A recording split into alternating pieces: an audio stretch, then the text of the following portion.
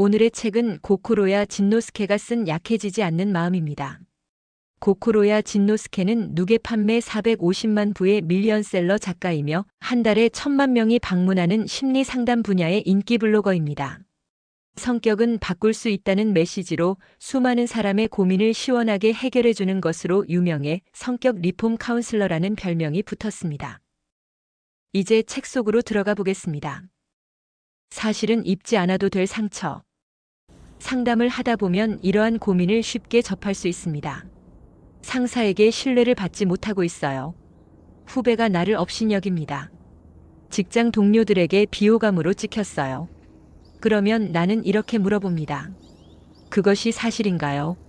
정말로 그렇게 생각하나요? 물론 내담자들은 하나같이 사실이에요. 왜냐하면 하고 말을 이어나갑니다. 그리고 뒤에 붙는 말은 대부분 다음과 같은 식입니다. 이메일을 보내도 답장을 하지 않거나 의례적인 내용뿐입니다. 그런 걸 보면 절 좋아하지 않는 게 분명해요. 귀찮다는 듯이 답장을 보내왔어요. 그런 걸 보면 저를 업신여기는 것 같아요. 하지만 그건 혼자만의 착각일지도 모릅니다. 실제로 이런 사람들이 자주 쓰는 문장 뒤에는 대부분 할 것이다, 혹은 라는 생각이 든다는 말이 붙고는 합니다. 이럴 때 상대방이 사실은 그렇지 않을 수도 있다는 점을 인정하면 됩니다. 이메일이 전달되지 않았을 수도 있습니다. 죽을 만큼 배가 아팠을 수도 있습니다. 혹은 풀리지 않는 문제로 몹시 괴로워하고 있었을지도 모릅니다. 또는 여러분이 항상 무서운 표정을 짓고 있어서일 수도 있습니다.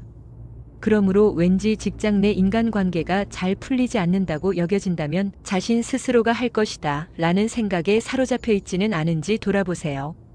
그것만으로도 많은 변화가 있을 것입니다. 왜냐하면 자신의 오해 때문에 관계가 악화된 것일 수도 있으니까요. 굳이 주변 분위기를 파악하려 애쓰지 않아도 괜찮다. 심리 상담을 하다 보면 이런 고민을 자주 접합니다. 어느 순간 주변 분위기를 파악하려 애쓰고 있는 제 자신이 싫어요.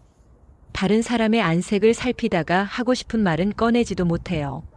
주변 분위기를 파악한다. 이게 무슨 말일까요? 사실 주변 분위기를 파악한다기보다는 분위기라고 생각하는 것을 파악한다고 해야 옳습니다. 자기 멋대로 분위기 같은 것을 만들어낸 뒤 그것을 파악하려 애쓴다는 것이지요. 다시 말해 파악하지 않아도 되는 분위기를 파악하는 것입니다. 그러면 파악하지 않아도 되는 분위기란 무엇을 의미할까요? 바로 저 사람은 나를 싫어할지도 몰라, 저 사람이 화를 낼지도 몰라, 저 사람은 화가 난 것 같아처럼 자신의 불안에서 만들어진 분위기를 말합니다. 결국 분위기를 파악하는 목적은 자신을 보호하기 위한 것이었습니다. 미움을 사고 싶지 않다, 화나게 하고 싶지 않다 등 자신을 보호하고 싶은 감정에서 기인한 것입니다. 다시 말해 이 경우의 분위기란 자신의 불안일 뿐입니다. 불안과 상상을 멈추는 방법은 이렇습니다. 불안은 실제 하고 있는 그 어떤 것이 아니라 자기 안에만 있는 것입니다. 그것을 자신이 멋대로 만들어내 신경을 쓰고 있는 것입니다. 주변 분위기를 파악하는 습성이 있다고 스스로 생각하는 사람이라면, 그리고 그로 인해 지쳐있는 사람이라면 그 분위기가 사실은 자신의 착각일 수도 있다고 생각해 봅시다. 여러분이 파악하려 하는 분위기는 여러분이 만들어낸 상상에 지나지 않을 수도 있다는 것입니다. 손해를 봐도 좋다는 생각의 힘. 다른 사람이 싫어하지 않을까 여러모로 신경도 쓰고 분위기도 파악하며 무진 애를 썼는데 결국은 절 좋아하지 않아요. 정말 이상해요. 손해를 보지 않겠다는 마음으로 살았는데 결국은 늘 손해만 보게 돼요. 저만 손해를 본다는 생각이 들어요. 이럴 때는 손해봐도 좋다, 싫어해도 상관없다는 생각을 가지고 행동해 보세요. 실제로 손해를 보고 싶어 하지 않는 사람일수록 손해를 보는 것이 세상의 이치입니다. 서툰 도박꾼이 그 좋은 예라 할 수 있지요. 도박은 부자가 이기게 되어 있습니다. 부자는 손해봐도 좋다, 그저 즐기자는 자세로 도박에 임하기 때문입니다. 손해를 봐도 좋다고 생각하면 결과적으로 이기게 됩니다. 반대로 돈이 없는 사람은 온 힘을 다해 손해보고 싶지 않다고 외칩니다. 그러면 결국 손해를 봅니다. 손해를 봐도 좋다라고 생각할 때 의외로 많은 것이 되돌아올 수도 있습니다. 눈 딱 감고 마음을 비워봅시다. 이것은 돈에만 국한된 이야기가 아닙니다. 인간관계에서도 마찬가지입니다. 사랑받고 싶다고만 생각하면 사랑받지 못할 수도 있습니다. 요컨대 자신은 이미 충분히 사랑을 받고 있으니까 사랑받지 않아도 괜찮다고 생각하면 결과적으로 사랑이 되돌아오게 된다는 이야기입니다. 상대가 나를 싫어해도 괜찮아. 그가 내게 화를 내면 어때? 내가 손해봐도 상관없어. 이런 생각으로 행동한다는 것은 자신의 마음을 오픈한다는 의미입니다. 자신의 의견이나 속마음을 솔직하게 표출하고 자신이 하고 싶은 일을 하는 것, 다시 말해 자신답게 살고자 결심했을 때만 가능한 일입니다. 손해봐도 좋다고 생각하는 것, 실제로 자신이 손해를 본다는 것은 누군가는 이익을 얻는다는 것을 뜻합니다. 즉 자신이 손해를 볼 때란 뒤집어 말하면 자신이 좋은 일을 하는 때입니다. 좋은 일을 하면서 남에게 베풀면서 손해를 보았다고 안타까워하는 것은 가슴 아픈 일입니다. 좋은 일을 하면서 불평은 늘어놓는다면 행복감을 느낄 수 없겠지요. 손해봐도 좋아라고 생각하는 순간 누군가에게 기쁨을 줄 수 있습니다. 그러면 그 기쁨은 내게 다시 돌아오기 마련입니다. 대화의 고수는 자신의 약점을 숨기지 않는다. 대화를 잘하려면 상대의 이야기를 잘 들어주는 것이 중요하다고들 합니다. 하지만 커뮤니케이션이나 대화 문제로 고민하는 사람 중에는 원래 듣기만 하는 사람이 꽤 많습니다.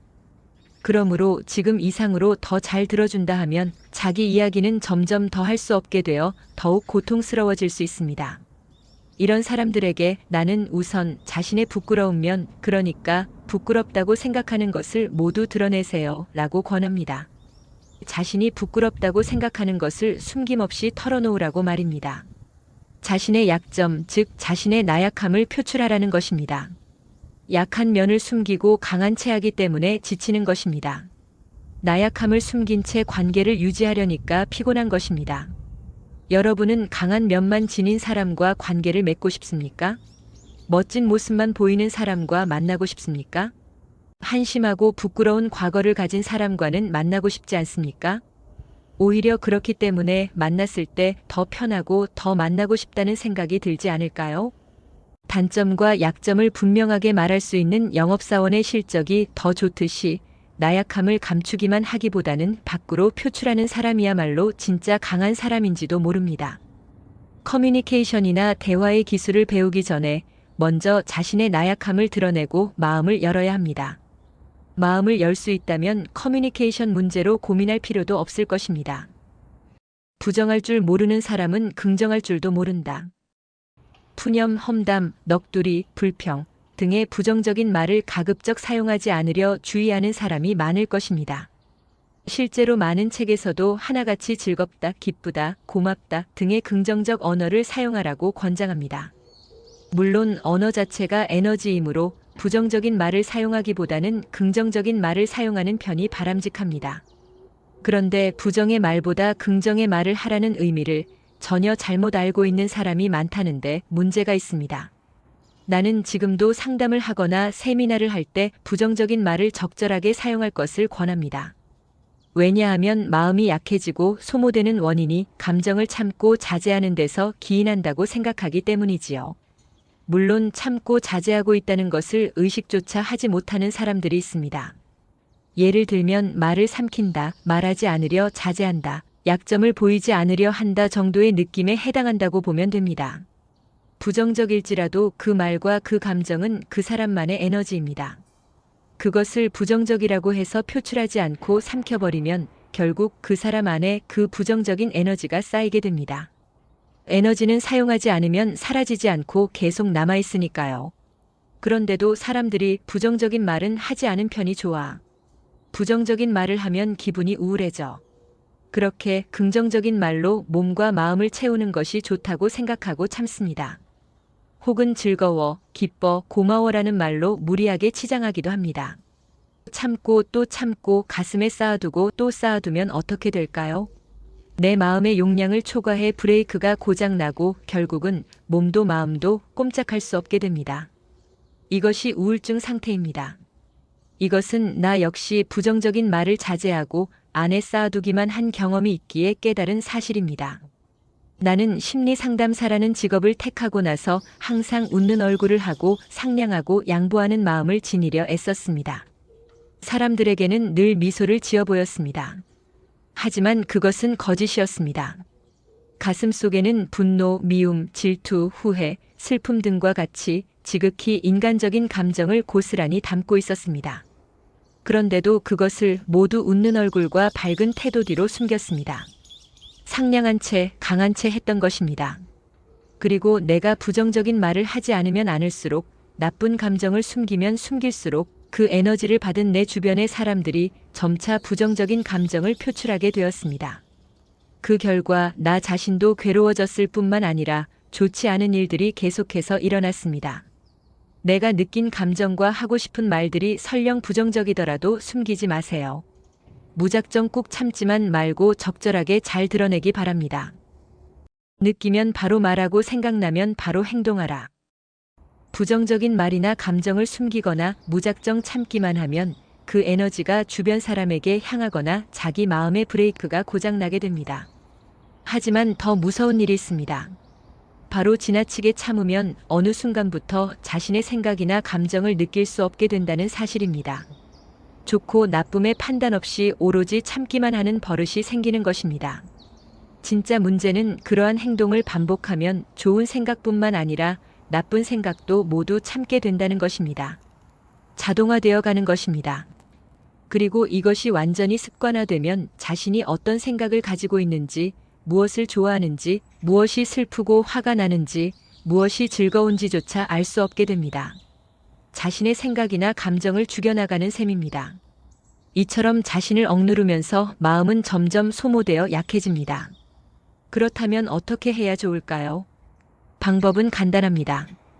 그때마다 표현한다, 그때마다 행동한다. 이것으로 충분합니다. 감정을 꾹 억누르지 말고 겉으로 드러내 말해야 합니다. 전에 내가 근무했던 회사의 상사 중에 이런 감정 표현이 뛰어난 사람이 있었습니다. 여하간 화도 잘 내고 감정을 잘 분출했습니다. 하지만 표출할 만큼 표출하고 난 다음은 깨끗하게 기분을 전환하고 앞을 향해 걷기 시작합니다. 시원시원하고 다정한 사람이었습니다. 느끼면 바로 말한다, 생각나면 바로 행동한다. 언뜻 보면 다혈질 같지만 그 이면에 있는 진지한 생각이 온전히 전해져 옵니다. 그래서 사람들은 그를 결코 나쁜 사람이라 생각하지 않습니다. 싫어하지도 않습니다. 반대로 아무 말도 하지 않고 담아두었다가 한 번에 쏟아내면 어떻게 할 방법이 없습니다. 그러니 그때마다 감정을 말해주는 것이 오히려 좋다고 생각합니다. 여기까지 책 약해지지 않는 마음이었습니다. 지식담기였습니다. 함께 해주셔서 고맙습니다. 영상이 좋으셨다면 구독과 좋아요 부탁드립니다.